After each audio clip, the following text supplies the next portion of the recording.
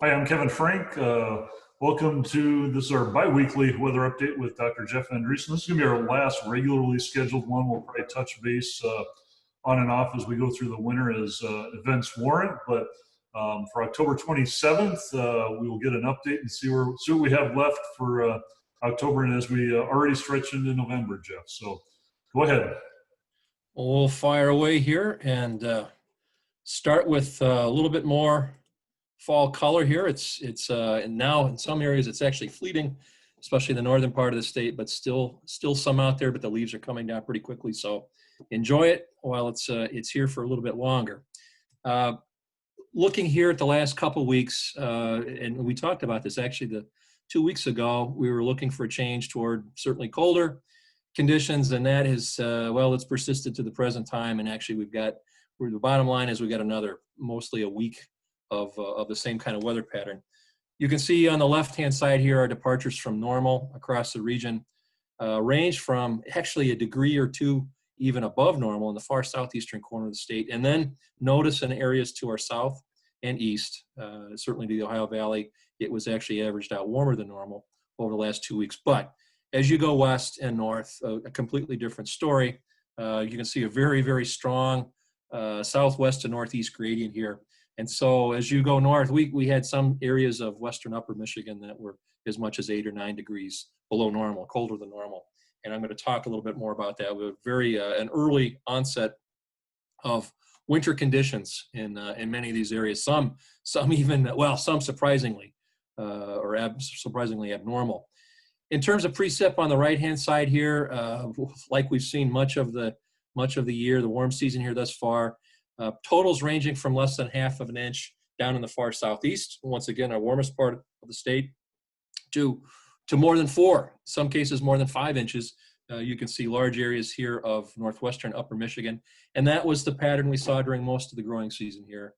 Dry south and wetter than normal to the north. Much of the Midwest did turn out, and I'll show you a graphic of this just in a second, but much of the Midwest turned out significantly drier than normal. Some areas crops were hurt by the dryness, especially as you go out towards the central Corn Belt and to Iowa. But for Michigan, just like we saw during much of the year, it depended on where you were, dry south and wetter than normal north. Here's the graphic I just mentioned. This is essentially middle of April through October to give us an idea how things turned out precip-wise over the growing season. The actual totals are here on the left-hand side here. You can see for much of the state, somewhere between 15 to 20 inches, maybe and higher amounts as you go north. Actually, some spots up into the mid and upper 20s of an inch. And in terms of percent of normal here on the right, you can see that everything from almost 50 or 60%, that's the driest area of the state, down along the Ohio and Indiana border. And as you move north, we quickly went back to normal or even much above normal, especially for much of the Upper Peninsula. You can see there the purples and blues indicating significantly above normal. So that was the overall pattern that persisted during a lot of the growing season here, dry south and wet north. For much of the state, these are degree days accumulations from the beginning of March to the end of September. But this isn't a surprise. Given warmer than normal temperatures, especially during the first half of the summer season, June and into July, we ended up with degree day surpluses, and this is base 50 Fahrenheit here, across much of the state. The surpluses, basically, it went from another north to south gradient. The lowest surpluses were generally across southern parts of the state, and they increased as you went north. But most of the state, we did see at least an extra week or so, calendar days, of additional heat accumulation that we don't see. So again, warmer than normal with above normal degree day totals, but it wasn't a huge departure from normal. As we look now to the current situation, and I was going to put this on here because I did mention dryness over portions of the Corn Belt, but we still have about 30% of the state labeled as either as abnormally dry or the D1 minor or moderate drought category, mostly across the southern half or central portions of lower Michigan, but not surprisingly, again, given the precip totals you saw, that's where we have the most problem. These are longer term deficits, but note that what we see in Michigan really is connected to other areas of dryness, especially as we move southward into portions of the eastern Corn Belt and then west. Iowa here, especially western Iowa in particular, suffered from severe drought during much of the growing season this year and had major impacts. Much of the rest of the region, though, especially the northern part of the Corn Belt from Minnesota, Wisconsin, and then certainly into northern parts of Michigan, had at least normal, if not above normal, precipitation. And actually, that was also the case as you move south down towards the Ohio River.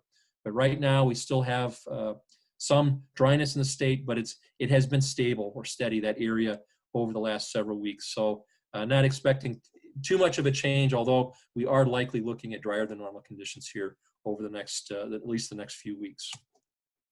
And I hinted at earlier, and I was talking with Kevin here just before we started about we have to be careful what we wish for, but winter has begun in earnest over much of the lower 48, and some pretty incredible conditions in other parts of the U.S. and even as close, well, certainly as close as western portions of upper Michigan, where they've had several major snowfall events already. On the right-hand side here, these are seasonal snowfall accumulations, and you can see large portions of the upper Midwest, including, again, almost the western half of the UP with at least a foot. Some cases here, the purples, we're already pushing 2 feet of accumulation for the season. And even for them, who are used to incredible snowfall totals, this is pretty impressive, especially as you go to the west of that, out over this area. This is just for the upper or for the Midwest, but it extends westward out into the plains and into the northern Rockies. On the left-hand side here is something I had to actually check because I didn't believe it. These are minimum temperatures here actually for Sunday, Monday time frame, and you almost have to do a double take here to look at the legend on this. There are large areas of the northern Rockies into the high plains where there were sub-zero minimum temperatures. Now, a lot of that area has snow cover. They picked up snow late last week or over the weekend. If you saw the Chiefs and the Bronco football game, they had a couple inches of snow in Metro Denver there, all associated with the same system. But this was a piece of unusually or abnormally cold air out of northern Canada and the Arctic that moved down, and we can be very grateful.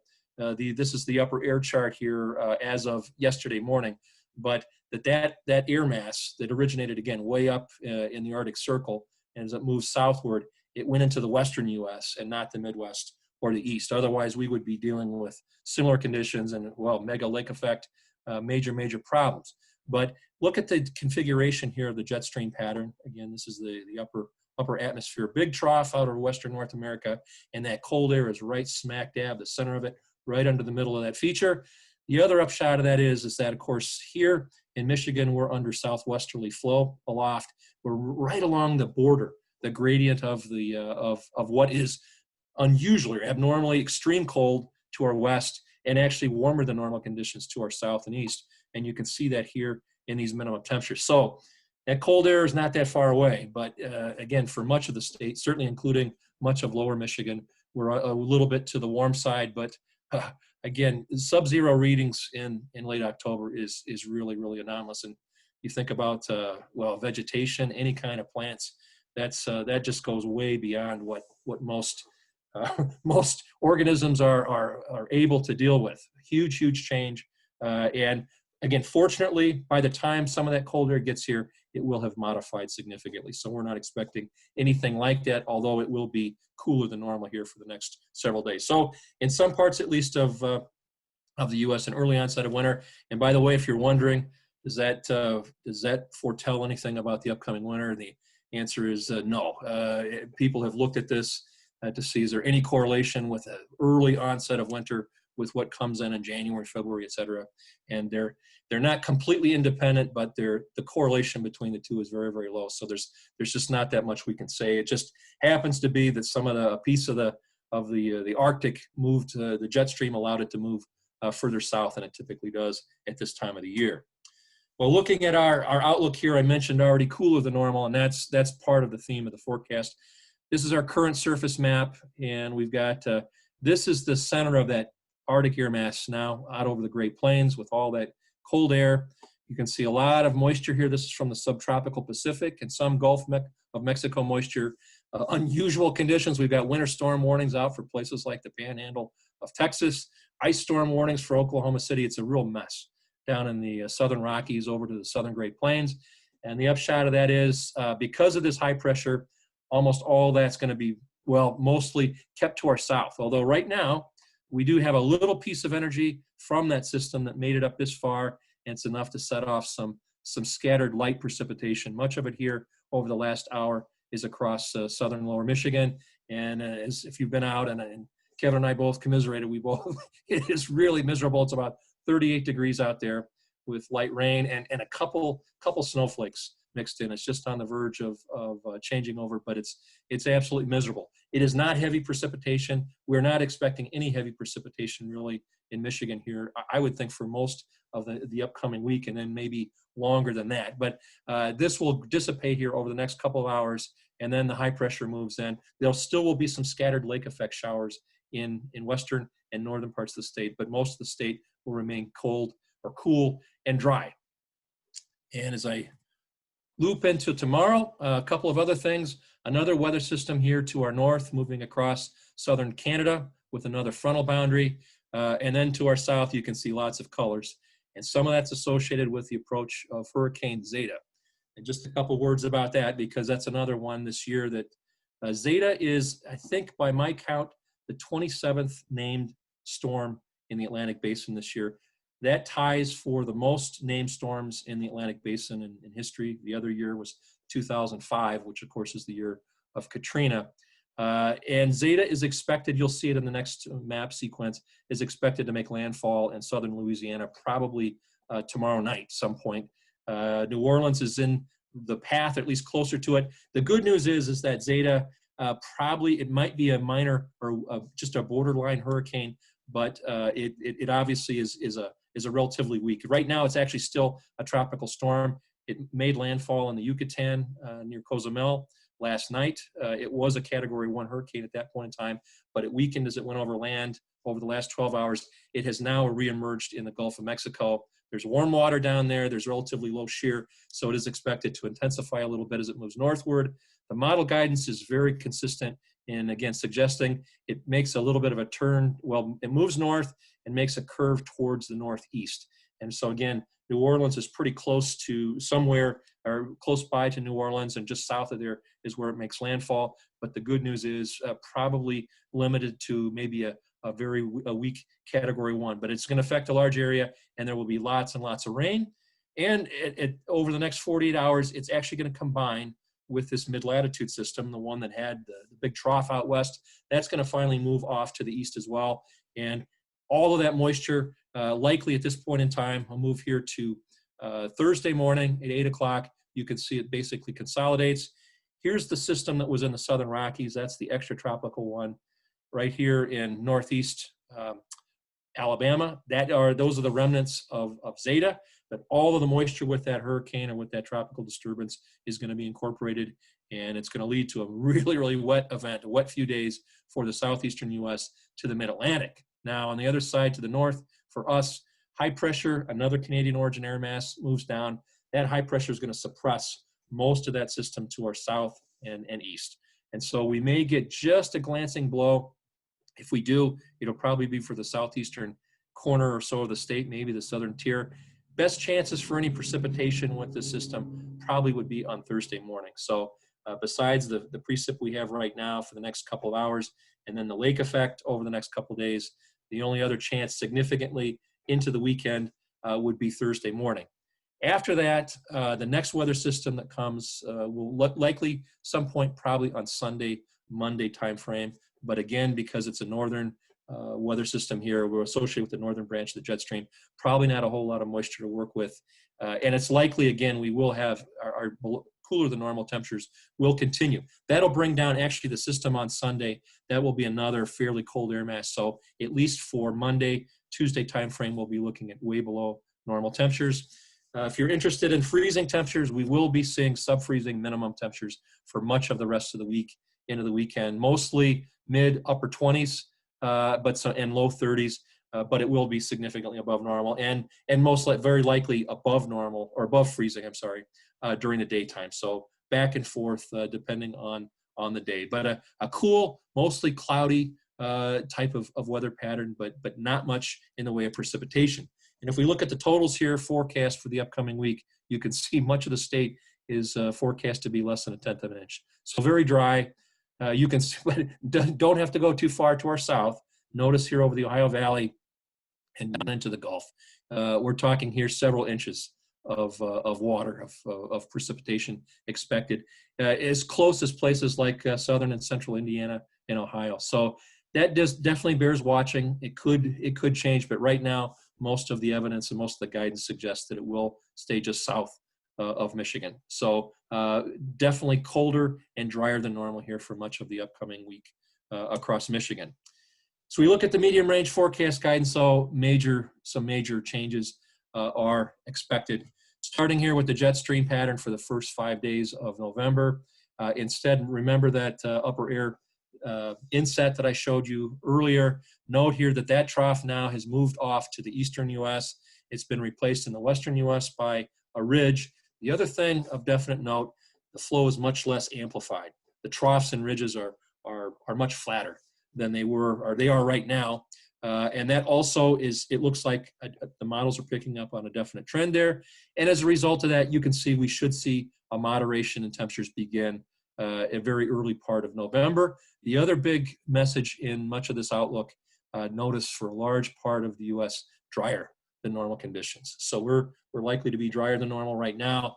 It's likely to be even more so as we move towards the end of next week and then into the following week. Here's the 8 to 14 day time frame, which takes us beyond that, just beyond the first week. And look at this jet stream flow. This is almost due west to east, pure zonal flow. And these red dash lines here are basically indicating higher than normal pressure relative to climatology. And that means collectively really, really high likelihood of warmer than normal or milder than normal temperatures at the surface. And you can see that's the case for in the upper right here for mean temperature forecast. Much of the lower 48 is expected or forecast to be warmer than normal, strong likelihood of that. And also the dryness continues.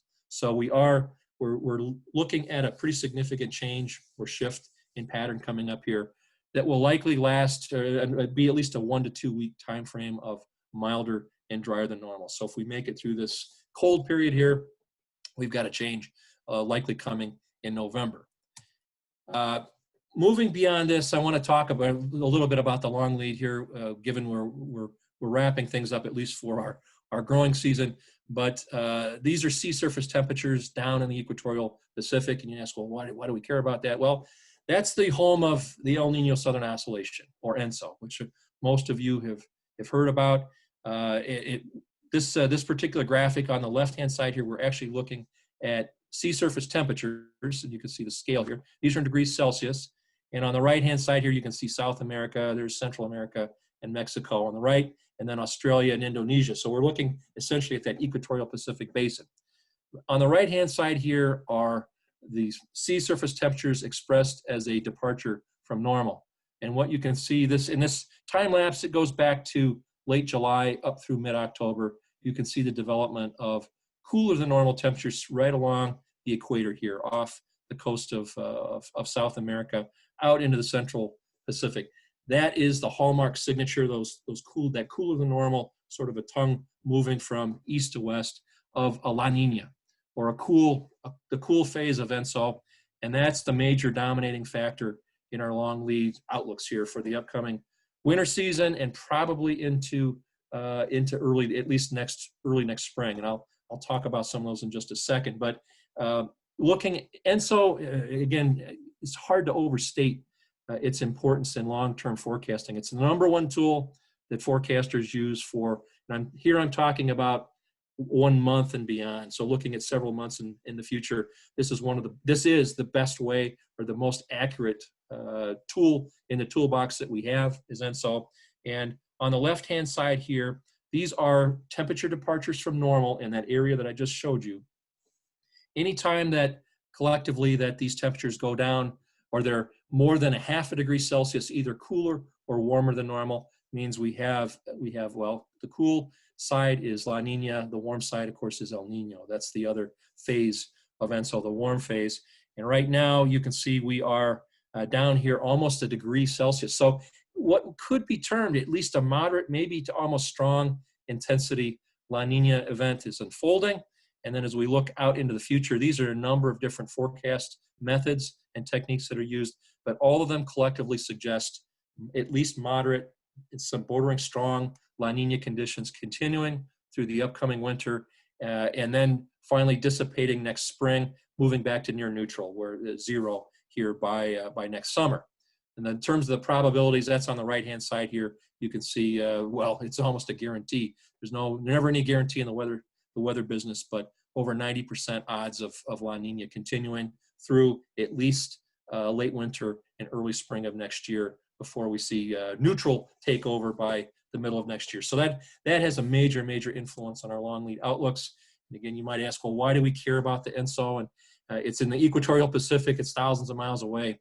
And the answer is that those huge pools of either cooler or warmer than normal water, they influence the pool, or they influence the flow of the jet stream over both hemispheres, both the north and the south. And of course, the jet stream is what controls our day-to-day and week-to-week weather patterns. And actually, we see patterns set up, particularly during the middle and latter part of the winter into early spring. That's the strongest link between what goes on in the equatorial Pacific and what happens here in the mid-latitudes in North America. And the graphic that you see here is essentially an idealized jet stream flow across North America. We actually see an enhanced sort of a more meridional or more amplified jet stream flow pattern that sets up during many, not all, but most La Nina winters. We see this.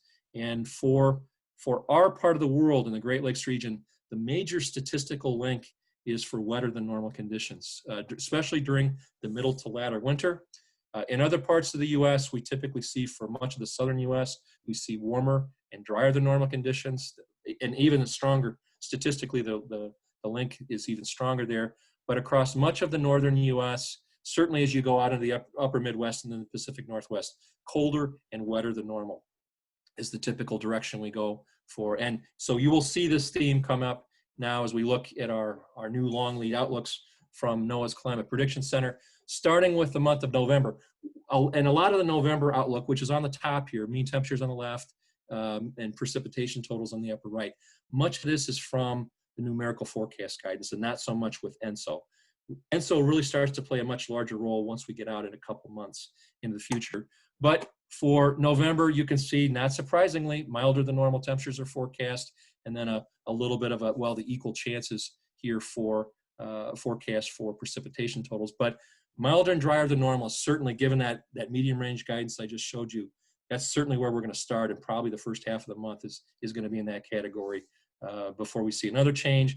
Then the 3-month, November through January on the bottom, you can still see a little bit of a transition, but much of certainly the central and southern parts of the lower 48 still expected to be warmer than normal, but you can start to see some hints of the La Nina situation, especially regarding above normal precip out over the northern Rockies and as far west or far east as portions of the upper lakes.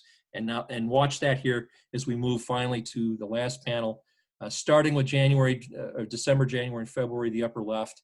The winter season essentially for mean temperatures here on the top, precipitation on the same side, but you can see much of the northern U.S. colder, or expected to be colder and wetter than normal, especially for that second half of the winter.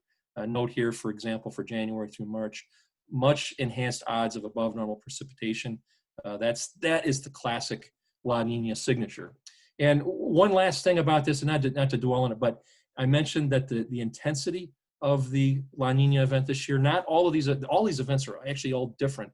They can occur at different times of the year, but more often than not, they occur during the northern hemisphere winter season. And we don't always see the climate anomalies that I've talked about, but more often than not, that's the case. The stronger the event is, typically the higher the likelihood of these kind of conditions. And that's why there's more confidence in our winter outlook this year towards it, especially wetter than normal conditions for the latter part, and maybe a little normal to below normal temperatures as well. One last thing, and this is sort of a no-brainer. If we have above normal precipitation totals during the winter and normal to below normal temperatures, it doesn't take much imagination to see that we typically have enhanced snowfalls. And that's what this chart here shows.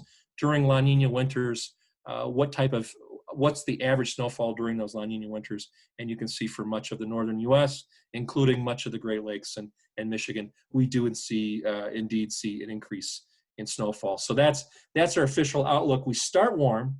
Note that the early part of our cold or late fall, early winter is forecast to maybe be a little milder than normal, but then maybe by the end of the calendar year, the holidays, and after that, we would see things change over to more of that La Nina type of situation with cold and wet and snowy. So expect to see at least normal, if not maybe a little more winter-like than normal conditions here for the first part of 2021.